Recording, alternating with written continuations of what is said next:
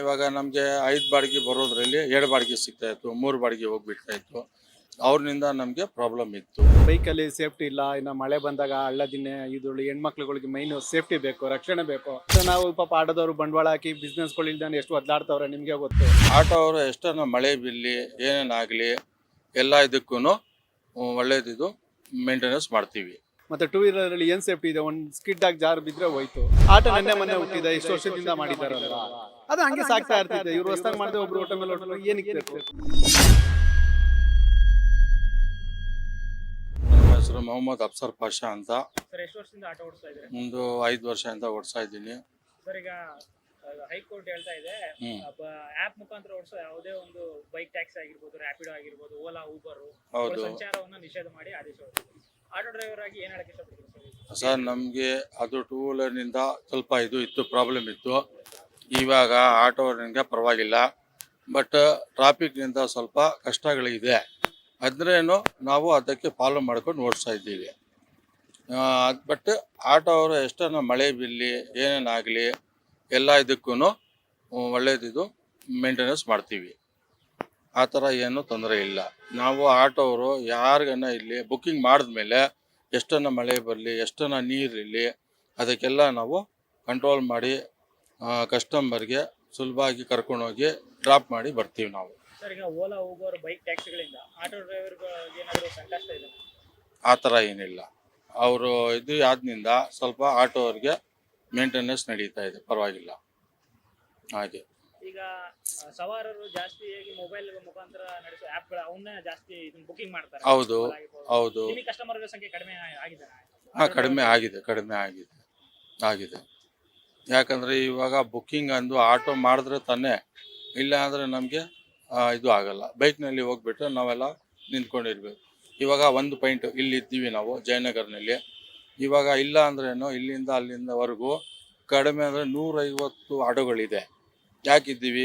ಅವ್ರು ಬರ್ತಾಯಿದ್ರು, ಪಿಕಪ್ ಮಾಡ್ತಾಯಿದ್ರು. ಅದರಿಂದ ನಮಗೆ ತೊಂದರೆ. ಇಲ್ಲದಿದ್ದರೆ ನಾವು ಎಲ್ಲರಿಗೂ ಕರೆಕ್ಟಾಗಿ ಹೆಂಗೆ ಬಾಡಿಗೆ ಬುಕ್ಕಿಂಗ್ ಆಗುತ್ತೆ ಆ ಪ್ರಕಾರ ನಾವು ಮೇಂಟೆನೆನ್ಸ್ ಮಾಡ್ಕೊಂಡು ಹೋಗ್ತಾ ಇದ್ದೀವಿ. ಈಗ ನಿಷೇಧಾಜ್ಞೆ ಹೊರಡಿಸೋದು ನಿಮಗೆ ಒಳ್ಳೆಯದು, ಬ್ಯಾನ್ ಮಾಡಿರೋದು ಸರಿ ಅಂತ ಹೇಳ್ತಾರೆ? ಸರಿಯಾಗಿದೆ, ಒಳ್ಳೆಯದು. ಅದರಿಂದ ನಮಗೆ ಏನು ತೊಂದರೆ ಇಲ್ಲ. ಅವ್ರಿಂದ ನಮಗೆ ಪ್ರಾಬ್ಲಮ್ ಇತ್ತು. ನಮಗೆ ತುಂಬ ಇದು ಆಗ್ತಾಯಿತ್ತು. ಏನಂದರೆ ಇವಾಗ ನಮಗೆ 5 ಬಾಡಿಗೆ ಬರೋದ್ರಲ್ಲಿ 2 ಬಾಡಿಗೆ ಸಿಗ್ತಾಯಿತ್ತು, 3 ಬಾಡಿಗೆ ಹೋಗ್ಬಿಡ್ತಾ ಇತ್ತು. ಇವಾಗ ಸುಲಭ ಆಗಿದೆ, ಪರವಾಗಿಲ್ಲ. ಮೇಂಟೆನೆನ್ಸ್ ಮಾಡ್ಕೊಂಡು ಹೋಗ್ತಾ ಇದ್ವಿ. ಧನ್ಯವಾದ. Okay sir, thank you. ಒಳ್ಳೇದು ಸರ್. ಬೈಕಲ್ಲಿ ಸೇಫ್ಟಿ ಇಲ್ಲ. ಇನ್ನು ಮಳೆ ಬಂದಾಗ ಹಳ್ಳ ದಿನ್ನೆ ಈದುಳ್ಳಿ ಹೆಣ್ಮಕ್ಳುಗಳಿಗೆ ಮೈನ್ ಸೇಫ್ಟಿ ಬೇಕು, ರಕ್ಷಣೆ ಬೇಕು. ಅದ್ರಲ್ಲಿ ಹೋಗ್ಬೇಕಾದ್ರೆ ಯಾವುದೇ ರಕ್ಷಣೆ ಇಲ್ಲ. ಕೆಲವರು ಹೆಣ್ಮಕ್ಳಿಗೋಸ್ಕರ ಕುಣಿಸ್ಕೊಂಡು ಹೋಗೋರು ಇದ್ದಾರೆ.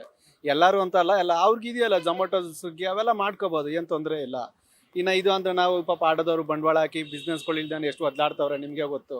3 ಲಕ್ಷ ಬಂಡವಾಳ ಹಾಕೊಂಡು ಪರ್ಮೆಂಟು, ಪಾಸಿಂಗು, FC ಎಲ್ಲ ಮೇಂಟೈನ್ ಮಾಡ್ಕೊಂಡು ಮಾಡ್ಬೇಕಂದ್ರೆ ಎಷ್ಟು ಕಷ್ಟ ಇದೆಯಾ ಅಂತ ಗೊತ್ತು ಅಲ್ವಾ. ಇವಾಗ ಏನು ಮಾಡ್ತಾರೆ, ಕಾಲೇಜ್ ಹೋಗೋ ಹುಡುಗರೆಲ್ಲ ಖರ್ಚು ಕಾಸು ಆಯ್ತಿತ್ತು ಅಂತ ಅದನ್ನೇ ಮಾಡ್ತಾರೆ, ಅಟ್ಯಾಚ್ ಮಾಡ್ಕೊಂಡು ಅದನ್ನೇ ಮಾಡ್ತಾರೆ. ಕಷ್ಟ ಯಾರಿಗೆ ಹೇಳಿ? ಮೇನು ಸರ್ಕಾರ ಟ್ಯಾಕ್ಸ್ ಕಟ್ತಾರದು ಯಾರು ಹೇಳಿ? ಆಟೋದವ್ರು ತಾನೆ. ಯಾವುದೋ ಒಂದು ಬೈಕ್ ಇಟ್ಕೊಂಡು ಓಡಿಸ್ಬಿಟ್ರೆ ಎಲ್ಲಿ ಜೀವನ ಮಾಡೋದು ಹೇಳಿ ಅಲ್ವಾ. ಕ್ಯಾನ್ಸಲ್ ಮಾಡಿದ್ದು ತುಂಬ ಒಳ್ಳೇದಾಯ್ತು ಸರ್ ಅದು. ಸರ್, ಈಗ ಆಟೋ ಡ್ರೈವರ್ಗಳಿಗೆ ಮೇನ್ ಆಗಿ ಕಾಂಪಿಟೇಷನ್ ಆಗಿತ್ತು. ಈಗ ಅವ್ರು ಬರೋದನ್ನ ಅವರು ಪ್ರಯಾಣಿಕರೇ ಅಂತಿದ್ರೆ ನಮ್ಮ ಆಯ್ಕೆಗೆ ಬಿಟ್ಟಿದ್ದು. ನಾವು ಆಟೋದಲ್ಲಾದ್ರೂ ಹೋಗ್ಬೋದು ಅಥವಾ ರ್ಯಾಪಿಡೋ ಇದ್ರಲ್ಲಾದ್ರೂ ಹೋಗ್ಬೋದು. ಇದ್ರ ಬಗ್ಗೆ ಬೈಕ್ ಅವರೇ ಎಷ್ಟೋ ಜನ ಕಂಪ್ಲೇಂಟ್ ಮಾಡಿದ್ದಾರಲ್ಲ ಸರ್, ರಾಪಿಡಲ್ಲಿ ಹೋಗೋದ್ರಿಂದ ಸೇಫ್ಟಿ ಇಲ್ಲ ಅಂತ. ಸೇಫ್ಟಿಗೋಸ್ಕರನೇ ಇದು ಆಟೋ ಇರೋದು. ಮತ್ತು ಅದರಲ್ಲಿ ನೀವೇ ನೋಡಿದ್ದೀರಾ, ಕಾಲೇಜ್ಗೆ ಹೋಗೋ ಹುಡುಗರು ಎಲ್ಲ ಮಾಡ್ತಾರೆ.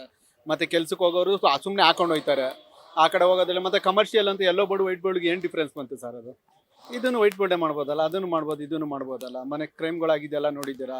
ಮತ್ತು ಟೂ ವೀಲರಲ್ಲಿ ಏನು ಸೇಫ್ಟಿ ಇದೆ? ಒಂದು ಸ್ಕಿಡ್ ಆಗಿ ಜಾರ್ ಬಿದ್ದರೆ ಹೋಯ್ತು ಅಲ್ವಾ. ಇದರಲ್ಲಿ ಸೇಫ್ಟಿನೂ ಇದೆ, ಇದು ಇದೆ. ಮತ್ತು ಕಮರ್ಷಿಯಲು, ಎಲ್ಲೋ ಬೋರ್ಡು, ಟ್ಯಾಕ್ಸ್ ಎಲ್ಲ ಕಟ್ತಾರೆ. ಈಗ ಬೈಕ್ ಟ್ಯಾಕ್ಸಿ ಅಸೋಸಿಯೇಷನ್ ಅವರು ಸಿದ್ದರಾಮಯ್ಯ ಗೌರ್ಮೆಂಟ್ಗೆ ಪತ್ರ ಬರೆದಿದ್ದಾರೆ. ಇವಾಗ ಬೇರೆ ಸ್ಟೇಟ್ಗಳಲ್ಲೂ ಅದನ್ನ ಎಲ್ಲೂ ಅಲೋ ಮಾಡಿಲ್ವಲ್ಲ ಸರ್. ಈಗ ನಮ್ಮ ಸ್ಟೇಟಲ್ಲೇ ಒಂದು ಏನಕ್ಕೆ ಬೇಕಿತ್ತು? ಅದು ಕರೆಕ್ಟಾಗಿದೆಯಲ್ಲ, ಇವಾಗ ಮಾಡ್ತಾ ಇರೋದು. ಅದು ಮಾಡಲಿ, ಅವ್ರಿಗೋಸ್ಕರನೇ ಇದೆಯಲ್ಲ.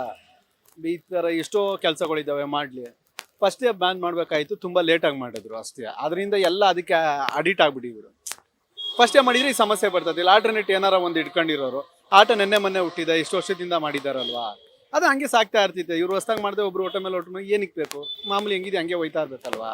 ಈಗ ರ್ಯಾಪಿಡೋ, ಓಲಾ ಅವುಗಳಿಂದ ಆಟೋ ಡ್ರೈವರ್ ಹೊಟ್ಟೆಗೆ ಬೀಳ್ತಾ ಇತ್ತು ಸರ್, ಖಂಡಿತ. ಇವಾಗ ನೋಡಿ, ಇವಾಗ ಇಲ್ಲ ನಾವು ಇಲ್ಲಿಂದ ಅನ್ಕೊಳ್ಳಿ, ಬನ್ನಘಟ್ಟದಿಂದ ಸಿಟಿಗೆ ಹೋಯ್ತಾರೆ ಕೆಲ್ಸಕ್ಕೆ. ಮಾಮೂಲಿ ಹೋಗೋರು ಅಟ್ಯಾಚ್ ಮಾಡಿಸ್ಕೊಂಡು ಹೋಯ್ತಾರೆ. ರಾಪಿಡ್ ಹೊಡಿಬೇಕಂತ ಏನಿಲ್ಲ, ಸಿಟಿ ಕೆಲ್ಸಕ್ಕೆ ಹೋಗೋರು ಪೆಟ್ರೋಲ್ ದುಡ್ಡು ಕವರ್ ಆಗಲಿ ಅಂತ ಹತ್ತಿಸ್ಕೊಂಡು ಹಂಗೆ ಹೋಗ್ಬಿಡ್ತಾರೆ. ಯಾರಿಗೆ ಲಾಸು ಹೇಳಿ? ಸರ್ಕಾರಕ್ಕೂ ಲಾಸು, ಅವರು ಕಮರ್ಷಿಯಲ್ಲು ಮಾಡ್ಕೊಂಡಿರಲ್ಲ, ಯೆಲ್ಲೋ ಬೋರ್ಡು ಮಾಡ್ಕೊಂಡಿರಲ್ಲ, ಮತ್ತು ವೈಟ್ ಬೋರ್ಡಲ್ಲಿ ಮಾಡ್ತಾರೆ. ಯಾರಿಗೆ ಲಾಸು? ಸರ್ಕಾರಕ್ಕೂ ಲಾಸು, ನಮಗೂ ಲಾಸು ಅಲ್ವಾ? ಅದನ್ನ ಕ್ಯಾನ್ಸಲ್ ಮಾಡಿ ತುಂಬ ಒಳ್ಳೇದೈತೆ ಸರ್. ಈಗ ನೀವು ಈ ಕ್ಯಾನ್ಸಲ್ ಬೆಂಬಲವಾಗಿದ್ದೀರಾ? ಹಾಂ, ಖಂಡಿತ ಸರ್. ಮೇನ್ ರೀಸನ್ ಏನು sir? Main reason yellow board ಮಾಡ್ಕೊಳ್ಳಿ, ಅವರು ಓಡಿಸ್ಲಿ. ಇವಾಗ ನಾವು ಬಂಡವಾಳಗಳು ಹಾಕಿರ್ತೀವಿ, ಎಷ್ಟು ಲಕ್ಷ ಆಟೋ ಇದೆ, ಇದ್ರ ಆಲ್ಟರ್ನೇಟ್ ಬಂದು ಎಷ್ಟು ವರ್ಷ ಆಯಿತು? ರ್ಯಾಪಿಡ್ ಇದು ಬುಕ್ಕಿಂಗ್ ಎಷ್ಟು ವರ್ಷದಿಂದ ಇದೆ? ಅದಕ್ಕಿಂತ ಮುಂಚೆ ಎಲ್ಲ ಇತ್ತಿಲ್ವಾ? ಬೇರೆ ಕೆಲಸ ಎಲ್ಲ ಮಾಡ್ಕೊಂಡು ಇತ್ತಿಲ್ವಾ? ಅದು ಸ್ಟಾರ್ಟಿಂಗ್ಗೆ ಕಿತ್ತಾಕಿದ್ರೆ ಎಲ್ಲರಿಗೂ ಅನುಕೂಲ ಆಯ್ತಾ ಇದಿಲ್ವಾ? ಒಬ್ಬರ ಮೇಲೆ ಒಬ್ಬರನ್ನ ಎತ್ಕಟ್ಟೋದ್ರಿಂದ ಇದರಿಂದ ಸರ್ಕಾರಕ್ಕೂ ಲಾಸು, ಲೇಡೀಸ್ಗಳಿಗೆ ಸೇಫ್ಟಿನೂ ಇಲ್ಲ. ಮತ್ತು ಇದು ನಿಮಗೆ ನೋಡ್ತೀರಾ ಪ್ರಾಬ್ಲಮ್ಗಳು ಎಷ್ಟು ಬರ್ತಿದೆ ಅಂತ. ನೀವೇ ದಿನ ಬೆಳಿಗ್ಗೆ ಎದ್ದು ನೋಡ್ತಾ ಇದ್ದೀರಾ. ಮಳೆ ಹೋಯ್ದ್ರೆ ಎಲ್ಲೋಯ್ತಾರೆ ಸರ್? ಬೈಕಲ್ಲಿ ಎಲ್ಲೋಯ್ತಾರೆ ಸರ್ ಮಳೆ ಹೋಯ್ತಾರೆ? ಎಲ್ಲೋಯ್ತಾರೆ ಸರ್ ಮಳೆ ಹೋಯ್ದ್ರೆ? ಆಟೋ ಸೇಫ್ಟಿ ಅಂತ ಹೇಳ್ತಾ ಇದ್ದೀರಾ? ಸೇಫ್ಟಿ ಆಟೋ ಇದೆ ಸರ್, ಸೇಫ್ಟಿ. ಇವಾಗ ಹೆಣ್ಮಕ್ಳು ನಾವು ಹಿಂದೆ ಕುಣಿಸ್ಕೊತೀವಿ, ವಯಸ್ಸು ಬಂದಿವಿ, ಯಾರು ಬಿಡೋಕ್ಕಾಯ್ತಿದ್ದ? ಪಕ್ಕ ಕುಣಿಸ್ಕೊಳಕ್ಕಾಯ್ತಿದ್ದ? ಅವ್ರದ್ದು ಯಾವ್ದು ಅವ್ರ ರಕ್ಷಣೆ ಬೇಕಲ್ವಾ? ಅದೆಲ್ಲ ಇದ್ರಲ್ಲಿ ಸೇಫ್ಟಿ ಇದೆ.